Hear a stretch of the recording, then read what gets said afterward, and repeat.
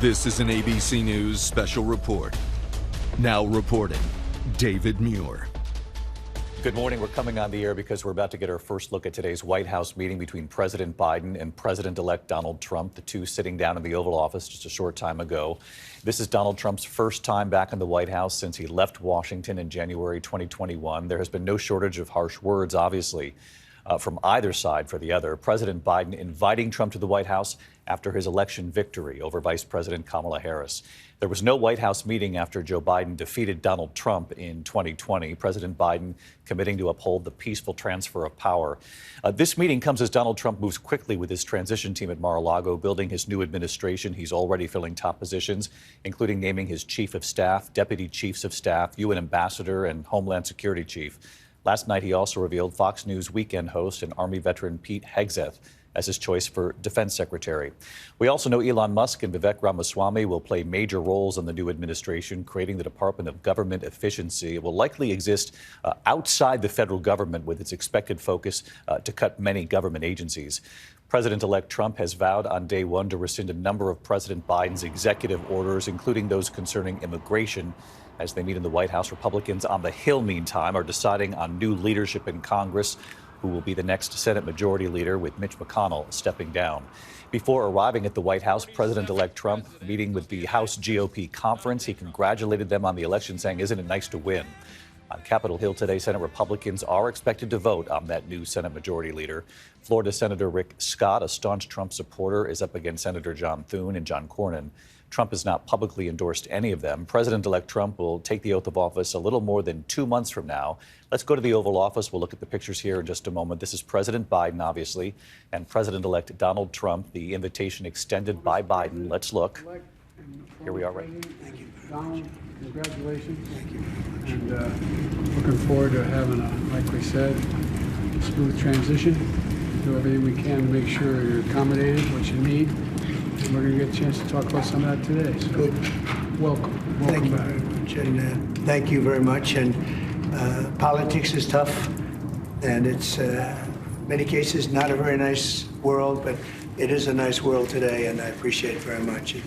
A transition that's so smooth, it'll be as smooth as it can get. And I very much appreciate that, Joe. You're welcome. Thank you all.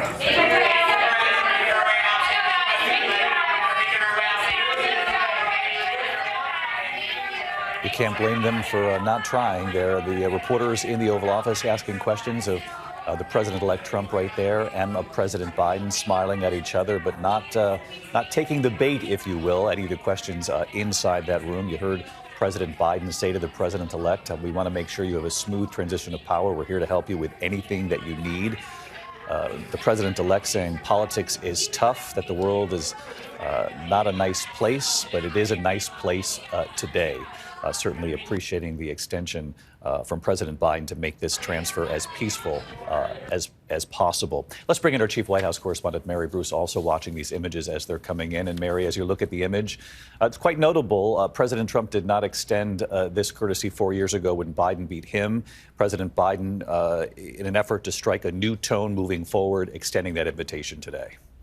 David, this is something we haven't seen in 8 years, and yet the president felt it was very important for the world to see this, to see these images, and for him to be able to reiterate and underscore his commitment to a peaceful and smooth transition. And it was clear, I was in the room there as the pool reporter today in the Oval for that, and it really felt like both the president-elect and the president, after this bitter, hard-fought campaign, were really trying to bring down the temperature there. As you noted, Donald Trump mentioning, look, politics is a tough business, but they are trying to move forward. And it is interesting to hear Donald Trump there in this meeting, a ritual that he did not afford President Biden 4 years ago, but saying that he appreciates this outreach, that he appreciates moving forward for a smooth transition ahead, David. Mary, stick with us. I'll come back to you in just a moment. John Carl, you're also watching along. I know you were there when then President Obama extended the invitation to the president-elect Donald Trump for his first term in office. Yeah, and I have to tell you, these are two moments that are extremely rare in the life and career of Donald Trump. Two moments where he is not the person driving the conversation. He is not the person who is convening the meeting. You see, Joe Biden there welcome him, short, gracious remarks, and short and gracious remarks from Donald Trump, very similar to what we saw almost exactly, David, 8 years ago when Barack Obama invited Trump to come to the White House. Back then, it was just 2 days after the 2016 election. And a very similar scene at that point. Donald Trump actually said that he would be seeking counsel of President Obama as he started his administration. And I asked him a question at the time, and it was the one question that was answered. I was like, are you really going to seek counsel from Barack Obama? And he said, yes, he would. And I'll tell you, the graciousness didn't last long back then. It was another obviously bitter campaign. We'll see how long the graciousness lasts this time. John Carl, I appreciate it. Let's get right to the Hill. Rachel Scott, a lot of news on Capitol Hill.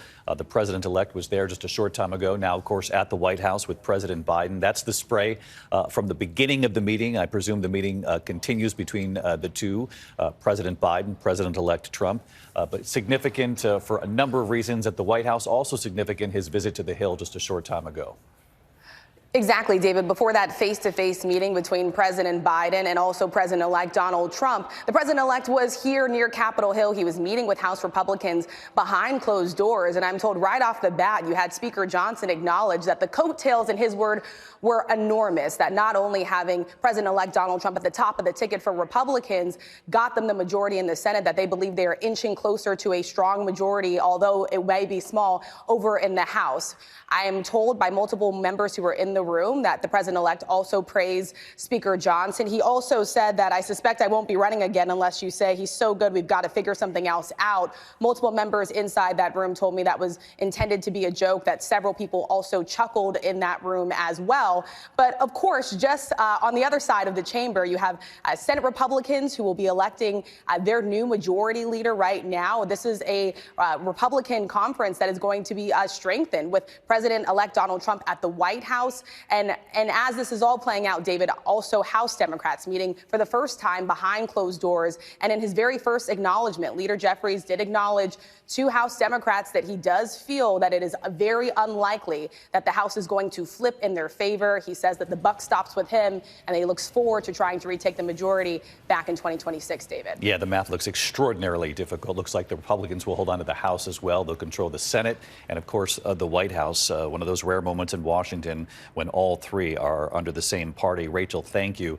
Quite a split screen from 24 hours ago. I want to go back to this image from just yesterday. Vice President Kamala Harris returning to the White House for the first time to have lunch with President Biden, and she was greeted by hundreds of workers at the White House and the old executive office building. Let's listen to the Nat sound here for just a moment.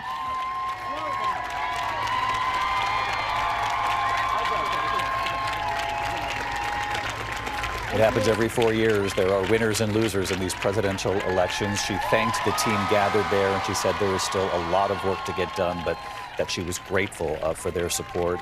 Mary Bruce, any reporting on the lunch between President Biden and the vice president, the words that they might have shared? Yeah, this private meeting between the two of them, this luncheon, the first really extended time that the president and the vice president have had alone together since the election. The White House, not surprisingly, not reading out too many details of that. This was a private conversation between the two of them. The vice president, we know, is back at work. She's meeting, we are told, with staff and aides today. She notably is not a part of this Oval Office meeting today. You can imagine that would have been a bit uncomfortable. And the White House stressing today is really about a chance for the president and the president-elect to meet. But it was hard not to look at those images yesterday and see that she clearly was touched by the outpouring of support from her staff, and yet stressing there's still a lot of work to do, David. Mary, thank you. Let's get back to the pictures of the moment, the news at this hour. Again, President Biden meeting in the Oval Office with President-elect Donald Trump. The president extending his hand right there, and the invitation to the president-elect, a courtesy that was not extended 4 years ago. President Biden saying in front of the cameras, we are here for a peaceful transfer of power to make sure you have everything you need as you enter into your administration. President-elect Trump saying politics is tough. He said in many ways the world is not a nice place, but it is a nice world today in that moment with President Biden. Our coverage continues on ABC News Live, abcnews.com. I'll be back with the entire team for World News Tonight. I'm David Muir in New York. I'll see you a little later today. Have a good day.